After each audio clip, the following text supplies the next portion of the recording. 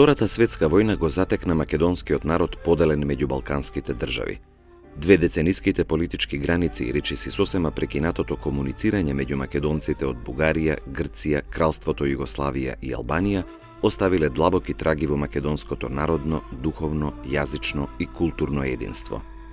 Иако на почетокот на антифашистичката и народно-ослободителна борба во 1941 година отсуствувал еден политички семакедонски обединувачки фактор, односно единствена политичка партија, единствено политичко, партиско и воено раководство, постоел македонскиот дух, македонското минато и македонскиот непокор, македонската револуционерна етика, македонската саможртва, да се загине за татковината, да се жртвува животот за да се стави името запишано на знамето на борбата за слобода, да изгрее зората на слободата и над Македонија. Револуционерната традиција, длабоко врежана во меморијата на речиси секој македонец, станала еден од најприсутните обединувачки фактори во борбата на македонскиот народ за национална слобода и држава. Македонскиот народ во Вардарскиот дел на Македонија, кој по капитулацијата на Југославија и нејзината нова поделба се нашол под бугарска и италијанска окупација, ја поврзал антифашистичката борба со борбата за национална слобода и за своја држава. Комунистичката партија на Југославија, како раководител на оружената антифашистичка борба, се определила за решавање на националното и социјалното прашање преку обновување на Југославија и нејзино организирање на федеративен принцип. Меѓутоа, сите југословенски народи немале еднаков пристап и согласност за обновување на Југославија и решавање на националните и економско-социјалните прашања со прифаќање на оваа опција за еднината на нивната земја. Македонскиот народ, како и припадниците на националните малцинства во Македонија, имале лошо искуство со Кралството Југославија и се плашеле од враќањето во границите на истата држава. Од друга страна, целокупната револуционерна и ослободителна традиција се темелела на заедничката борба на македонците од сите делови на Македонија, особено од Илинден и Крушевската република. Тоа била новата генерација која самата се сметала за наследник на генерацијата македонски револуционери од Илинден и од Крушевската република. Меѓу нив биле Кузман Јосифовски Питу, Страшо Пинџур, Мирче Ацев, Вера Ацева, Борка Талевски, Стив Наумов, Петре Пирузе Мајски, Благој Јанков Мучето, Методија Андонов Ченто, Венко Марковски, Кочо Рацин и други македонци.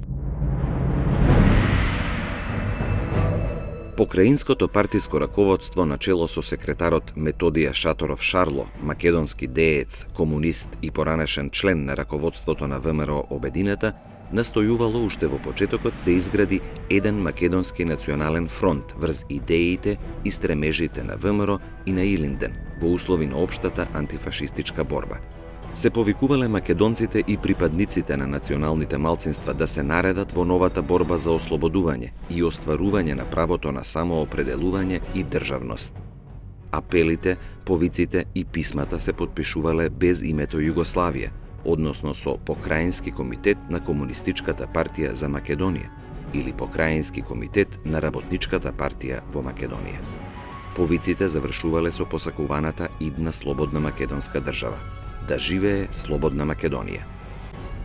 Додека бугарската окупаторска власт го одбележувала Илинден како бугарски празник во 1941 година, партиските комитети и организации во поедини градови, Скопје, Битола, Велес, Прилеп и Струмица, го одбележувале како македонски национален празник. Демонстрациите на 2 август 1941 година во Битола покажале дека бугарските власти и нивните поддржувачи во овој град не можеле да ја реализираат нивната замисла за празнување на овој празник, односно настан, како бугарски, со говор на Атпазар, каде во 1905 година бил обесен Александар Турунџе. Стотина македонски патриоти и антифашисти, организирани од местниот комитет на чело со Стив Наумов, попречиле да се оствари до крај манифестацијата пеејќи македонски песни за Гоце и Даме и извикувајќи пароли долу предавниците на македонскиот народ, да живее слободна Македонија, да живее Гоце Делчев. Централниот комитет на Комунистичката партија на Југославија на чело со Јосип Броз Тито интервенирал да се прифати југословенската опција за решавање на македонското национално прашање и го отстранил Методи Шаторов Шарло од функцијата секретар на партиската организација во Македонија. Но и новиот покраински комитет на Комунистичката партија на Југославија, формиран во втората половина на септември 1941 година во состав Лазар Колишевски, Бане Андреев, Борка Талевски, Мара Нацева и Благој Јанков Мучето, пак ги повикувал македонците за остварување на идеалите и стремежите на овие и на поранешните илинденски генерации за национално ослободување и создавање на своја македонска држава. Револуционерните традиции биле редовно присутни во повиците за вклучување на сите слоеви на македонскиот народ и на припадниците на другите националности. Арнаути, турци, власи. Да се сплотат во борба против германскиот, италијанскиот и бугарскиот окупатор, за изградување на братството и рамноправноста во редовите на антифашистичката борба. Почетокот на антифашистичкото и народно-ослободителното вооружено востание со акциите на Прилепскиот партизански одред Гоце Делчев и на Кумановскиот партизански одред на 11. октомври 1941 година и апсењата и убиствата на македонски антифашисти и борци во неколку градови во Македонија биле повод Покраинскиот комитет на КПЈ за Македонија да ги повика сите граѓани, без разлика на нивната етничка припадност, во борбата против мерките на окупаторите, посочувајќи им го примерот на генерацијата македонски револуционери од времето на првиот Илинден.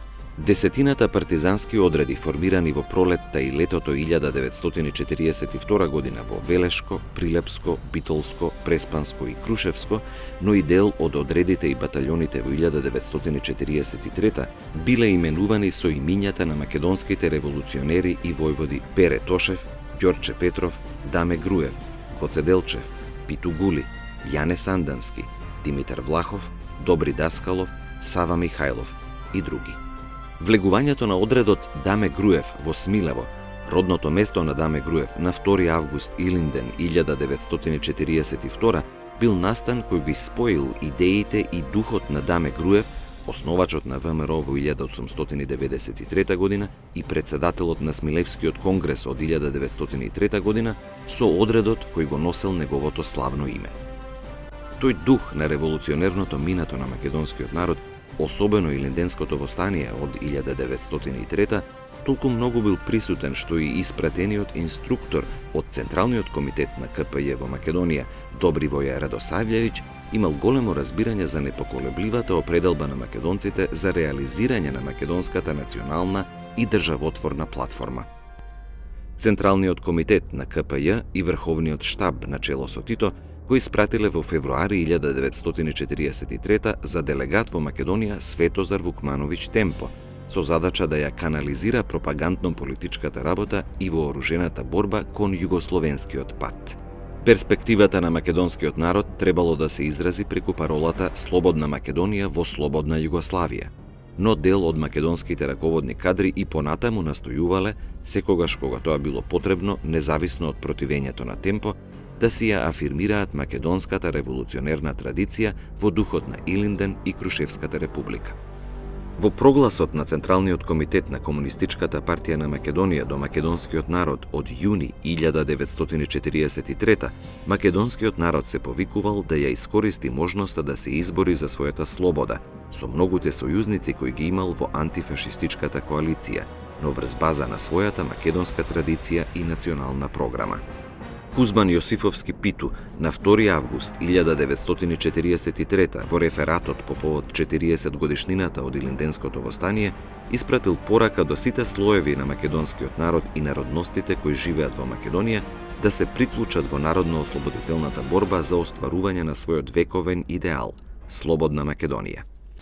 Во манифестот на главниот штаб на Народно-ослободителната војска и партизанските одреди на Македонија, упатен до македонскиот народ во првата половина на октомври 1943 година. Повторно се повикуваат сите македонки и македонци да застанат и да се наредат во редовите на младата македонска војска која се бори под знамето на Крушевската република и се бори со една цел – за создавање на слободна Македонија. Поздравувајќи го излегувањето на манифестот, групата членови на антифашистичкиот народно-ослободителен комитет АНОК, Киро Глигоров, Кирил Петрушев, Олга Петрушева, Емануел Чучков, Лазар Соколов, Благој Хаджипанзов и други, ја изразувале својата радост и задоволство од формирањето на Народно-ослободителната војска на 18 август 1943 година и нејзиниот штаб начело со командантот Михајло Апостолски, но воедно ги изнале и своите мислења и забелешки. Тие се искажале против начинот на кој се прифаќала југословенската рамка за решавање на македонското прашање, со што не се исполнуваат очекувањата на македонскиот народ за остварување на идеалите на првиот Илинден, програмата на ВМРО Обединета и на сите македонски револуционери од минатото. Македонските раководни сили, кои и понатаму останале приврзани кон целосното решавање на македонското прашање, продолжиле да го следат Илинденскиот пат. Ова име го носел и весникот, гласилото на Народно-ослободителниот фронт на Македонија. Методи Андонов Ченто, во својство на председател на иницијативниот одбор во број 4 од Илинденски пат, своето обраќање пред свикувањето на АСНОМ го започнува токму со посочување на две етапи во развојот на македонската борба. Борбата зеде нови форми, но во основата си остана тесно поврзана со принципите на Илинденското востание и Крушевската република и се јави како нивно продолжение.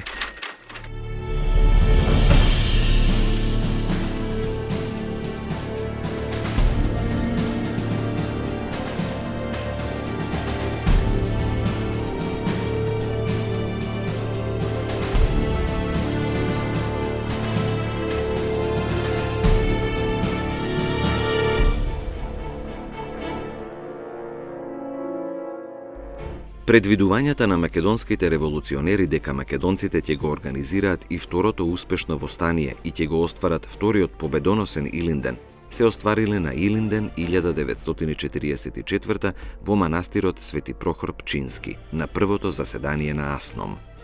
Таа силна поврзаност на двете етапи на борбата за македонска слобода и државност, Илинденската од 1903 и Народно-ослободителната борба од 1941 до 1944 година, највозвишено и наискрено прозвучила преку трепетливиот глас на стариот македонски револуционер Панко Брапшнаров при отворањето на првото заседание на АСНОМ. Во овој момент, земјата на нашите покојници, многобројни народни герои, што се паднали и посеали коските по цела Македонија, земјата им станува полека и они во мир веќе го гледаат изгревот на нашата слобода, гледаат идеалната ни дружба со старите илинденци, на Гоце Делчев и денешните илинденци, младата македонска војска, и ги гледаат поставените темели за стварението на идеалот на две поколенија, на две епохи, слободна обединета Македонија.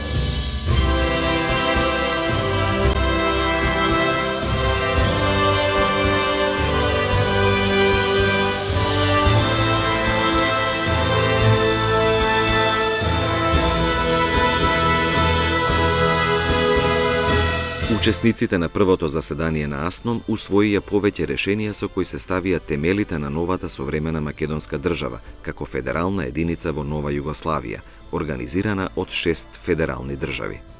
Со решението за прифаќање на одлуките на второто заседание на АВНОј, со одлуката за прогласување на АСНОМ за највисоко законодавно, извршно и представничко тело на Македонија, со одлуката за воведување на македонскиот јазик како единствен државен јазик во Федерална Македонија, со прогласувањето на Илинден за државен и национален празник, со усвојувањето на Декларацијата за правата на граѓаните и со други одлуки кои имаат државотворен карактер, се остварија најголемиот дел од стремежите на македонскиот народ за национална слобода и држава и се гарантираа правата и слободите на националните малцинства во Федерална Македонија.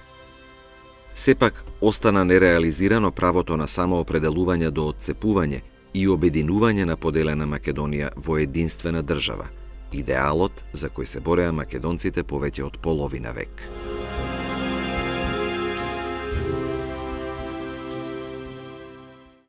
Македонскиот народ во Егејскиот дел на Македонија, по капитулацијата на Грција 1941 година, бил изложен на тројна фашистичка окупација од Италија, Бугарија и Германија. Македонците, освен што биле изложени на репресивни мерки од новите окупаторски власти во централниот и западниот дел на Егејска Македонија, ги поднесувале и заканите, апсењата и физичките ликвидации од грчките националистички организации.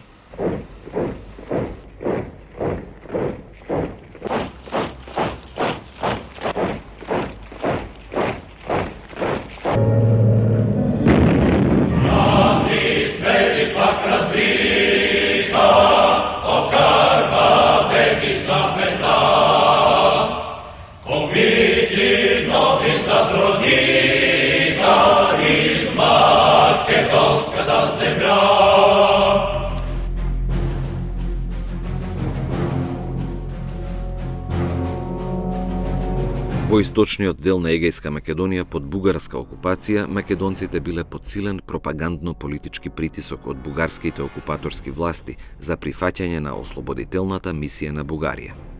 Мнозинството од македонскиот народ сепак се определи за активна антифашистичка и национално-ослободителна борба. Негов сојузник во таа борба беа левите антифашистички сили. Најголемиот дел од македонците поставија и ја афирмираа својата македонска национална програма пред раководството на грчкото движење на отпорот.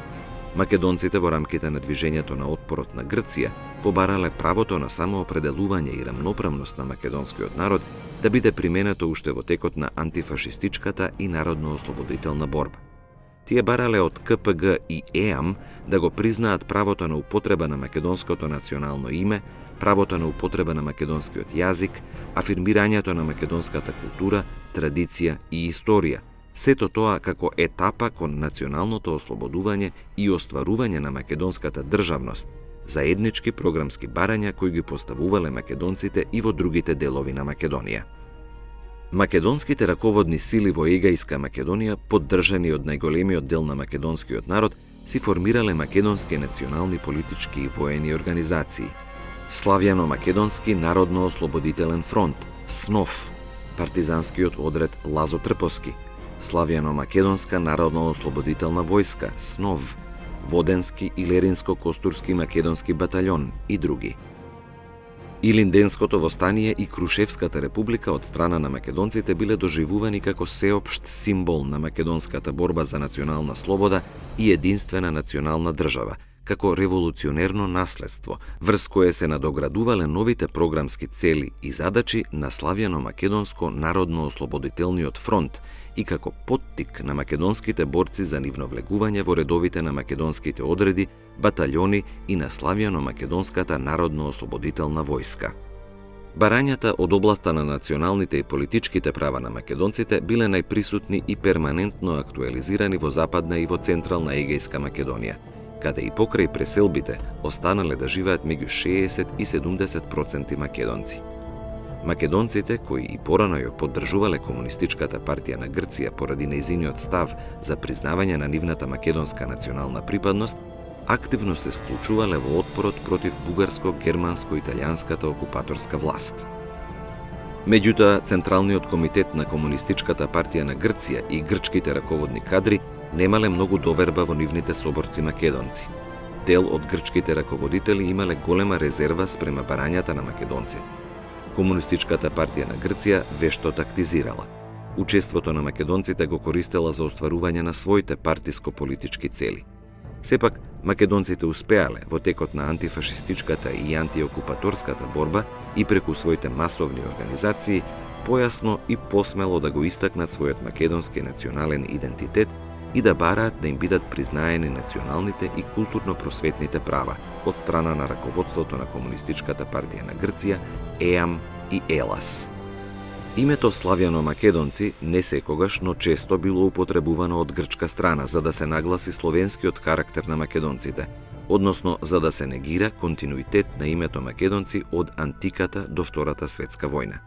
Споменатите организации, а особено СНОФ, со нејзината бројност во Костурско и Волеринско и нејзината неуморна активност, придонеле многу за консолидирање и афирмирање на македонската национална свест, собирање на антифашистичките, антиокупаторските, патриотските и слободолюбивите сили на македонскиот народ, прифаќање на заедничката борба со грчкиот народ за поттикнување и одржување на врските и соработката со народно-ослободителното движење во Вардарска Македонија, Федерална Македонија.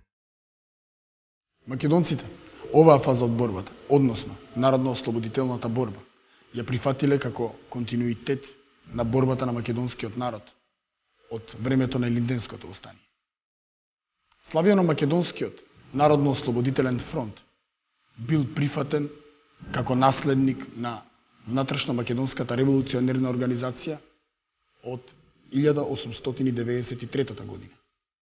А во Костурско, тој се споредувал со старата внатрешно-македонска револуционерна организација.